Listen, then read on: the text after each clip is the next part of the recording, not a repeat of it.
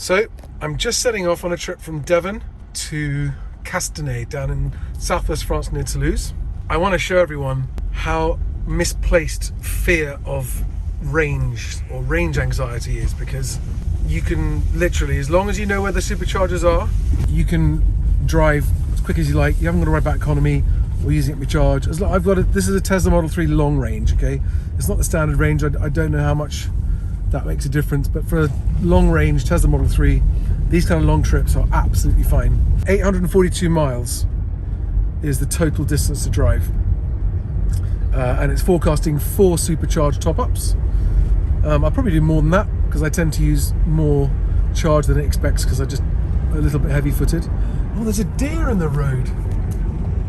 Just worth pointing out that the car thinks that if I drive it economically, then I can make it all the way from down near Honiton in Devon to the Folkestone supercharger. A couple hundred miles. When you're about to drive nearly 1,000 miles across the continent, some would say there's not much point in washing the car, but it's nice to have a clean car on a long trip. I've reached my stop for the night in Sussex, on my way to the Channel Tunnel, and I'm using the granny charger. I'm at my children's grandmother's house.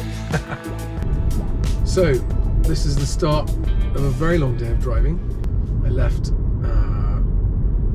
where I stayed last night at 8 o'clock this morning. I'm on my way to the Folkestone Channel Tunnel terminal, just about passing through East Grinstead.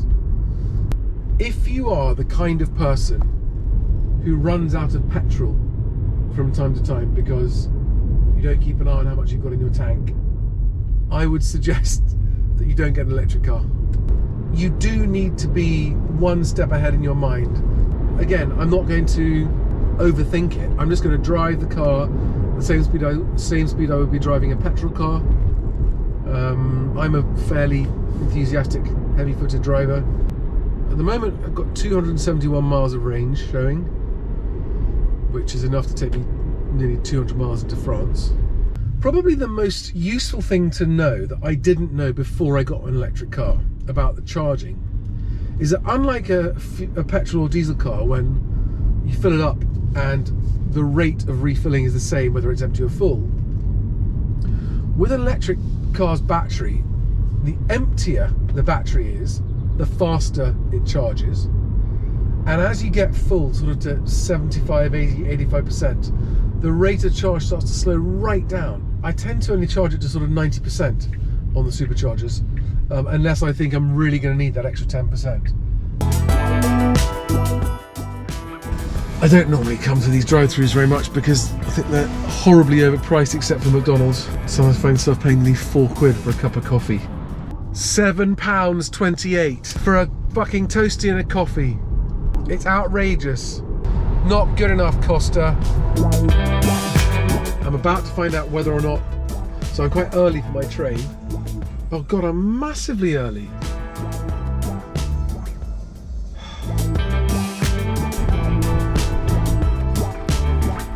Right, now, let's see how long it takes to charge this up.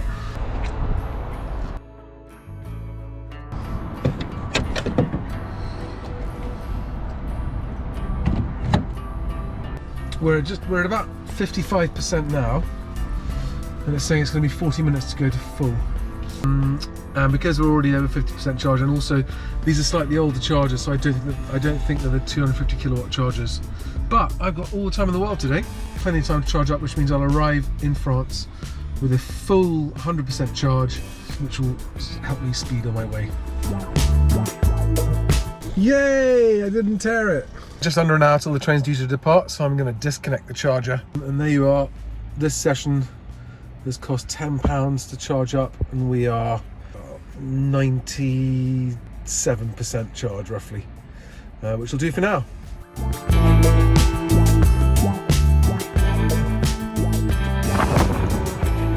Head off to France with a full charge. So I just realised that's one advantage here. There's no petrol station at the Channel Tunnel terminal, so that's a real advantage over all the internal combustion cars. Your passport, please. Thank you.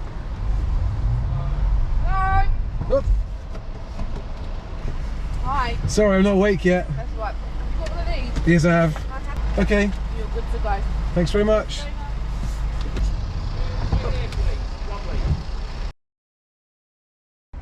Good morning. Just quick security check, sir. Quick swab and Yeah, of course. Is the vehicle yours, sir? Company Yes, car? yes, it is. It's your car. And all the baggage on board is all yours? Yes, it is, yeah. No weapons or firearms? No weapons. Quick sec.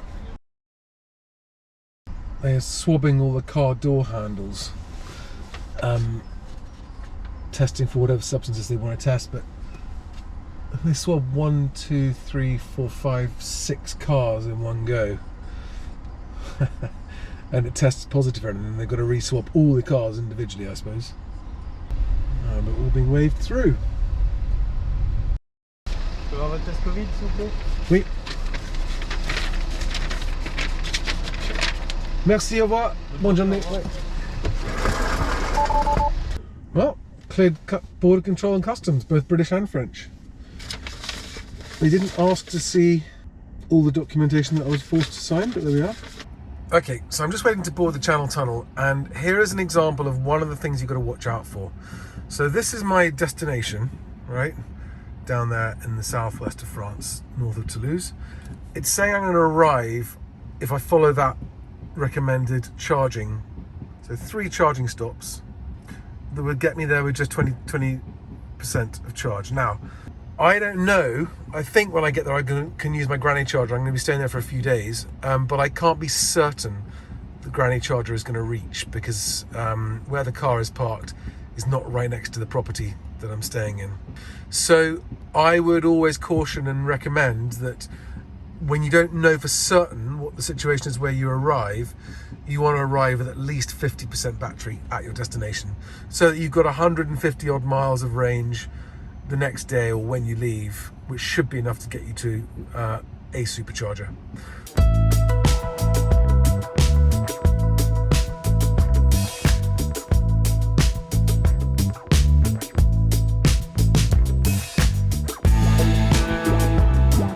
I've got this supercharger in as my destination, which is Senlis in France. Okay, we've got 105 miles to go. Forecast to arrive at 22% battery. 22% battery on a 300 mile range is about 65 miles. That's a lot more than I need. So I can afford, if I want to cut down time, to drive a bit faster, keep an eye on that 22% number, see if it goes down. If you watch me start to speed up, that will start to drop. There we are, 21% it's gone to now.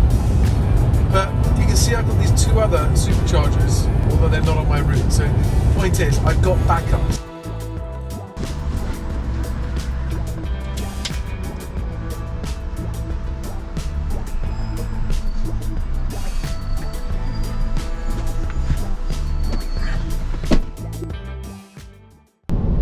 So here we are, coming up on our first supercharged stop. Got 5 miles to go.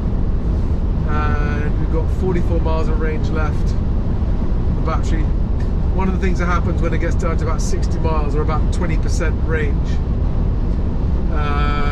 the colour battery goes amber.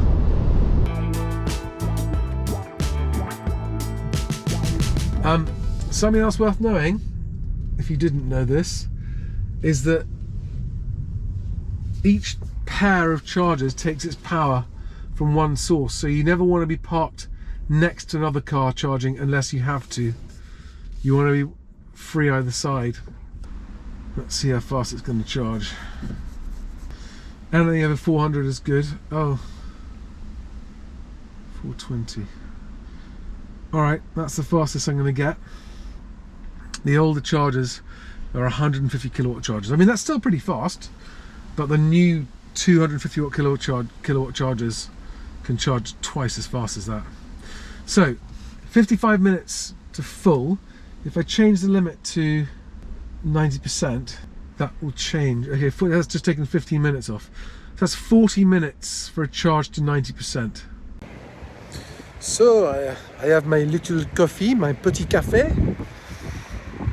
and I'm walking back to the car to see how much electricity I have. Sorry, I'm being silly. You can actually check, of course, from the app. Well, it's just finished charging, and it took 40 minutes, just like it said. Just literally a shade over 40 minutes, so that's pretty good. And I did have to spend a little bit of time waiting for it, but I used that time well, catching up with a couple of friends, a bit of messaging, and watching a couple of videos I wanted to on YouTube. So, but now we are back on the road again. A few quid's worth of car on there. I wonder if that's a coincidence. So I really enjoy driving in France. The French, on the whole, are more competent drivers than the English, on average. I'm not saying that the best French are better than the best English, I don't really know, but they tend to just, you know, this is quite heavy traffic, but we're moving at 70 miles an hour. I think we are going to be joining the périphérique quite soon.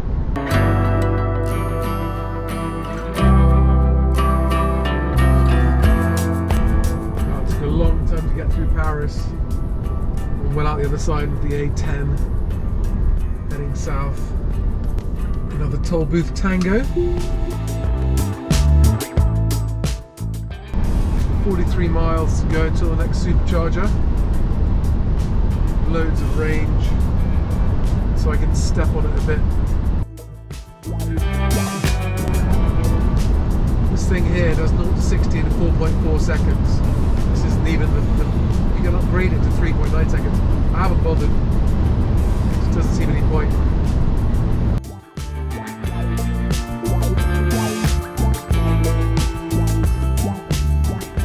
Just plugged it into the USB charger in the car's cubby box. So I'm going to go into the hotel, see if there's room for the night. See you later. GoPro, stop recording. So I'm going to stop here for the night. Break the journey up.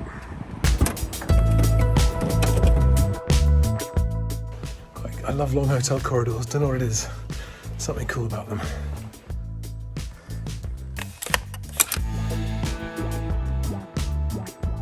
And a view of the car charging up, which I'll go and move as soon as it's charged up.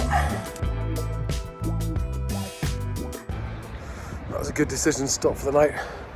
Good night's rest, nice relaxing evening, beer and a pizza.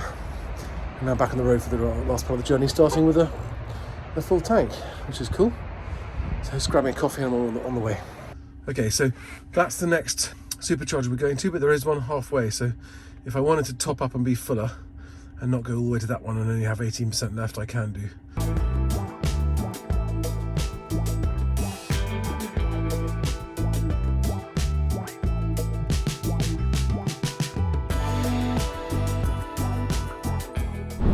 Okay, so I'm 6 miles until the turn off to this next supercharger. I'm just going to see quickly if I've got enough battery to get to the Limoges one. No, I only have 5% left.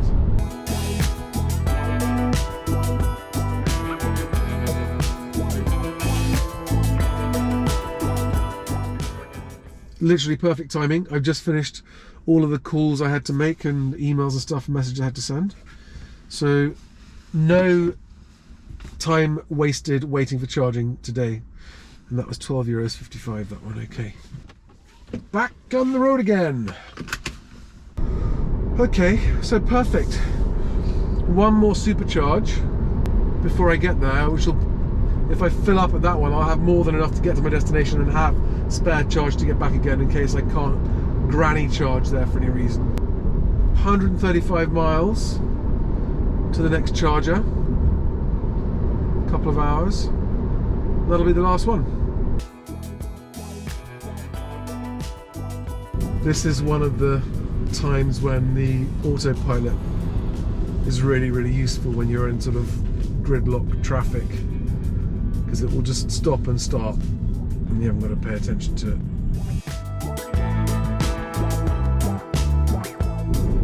So we're just arriving at what will be the last supercharger, I think, and I've got 54 miles of range left, 18%. There we are. I haven't seen that before.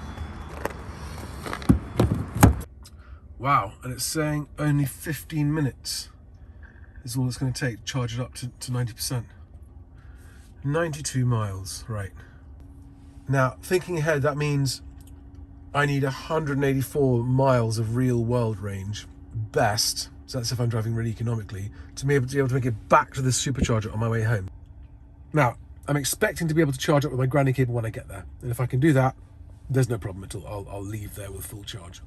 Plan B, there will be destination chargers. Okay, so there will be other hotels and places that have destination chargers that don't charge nearly as fast as a supercharger. They charge around about 40 or 50 miles per hour of charge at best.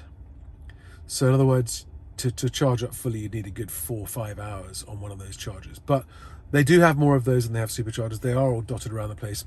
So worst case, plan B, I find a destination charger near where I'm staying, and I just go and have lunch or something and wait for a couple of hours to charge up. Now, there's a car pulled up next to me who has just plugged in, and that often makes the speed slow down. It hasn't yet. No, it doesn't seem to be. Oh yeah, did you see that? It just dropped in half. Literally dropped in half. Excusez-moi. Quand on utilise les deux à côté d'une autre voiture, ça fait demi. Ah mince, oui c'est bien ce qui me semblait. Alors, si vous... That was my very, very crappy French, but I did manage to communicate the point. And I think he's going to move to another charger. So there you are. That's proof, if anyone wanted it, that using a supercharger next to another car using a supercharger, and you halve the power. Right, I've just spoken to my host where I'm staying, and apparently there is definitely a plug socket that I can charge up with a granny charger, meaning that I don't need to fill up to 100% full, meaning I can save myself 25 minutes here and keep going. So I'll stop charging.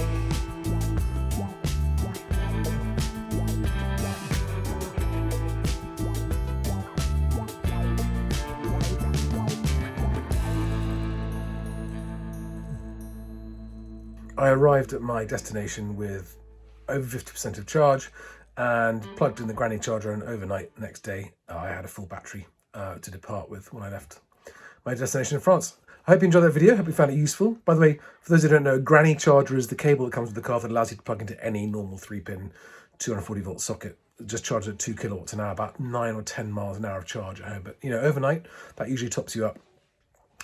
And I'm going to leave you with a spreadsheet of the exact total cost of going there and back, the total supercharging cost as per my Tesla account, so you can see the charges for yourself. It works out about a total of £150, so roughly £75 each way for what was about 900 miles each way, in fact, because I did a bit of extra wandering about. Thank you for watching. Hope you enjoyed it. Please click like if you did, and best of luck if you decide to purchase an electric car. All the best. Bye-bye.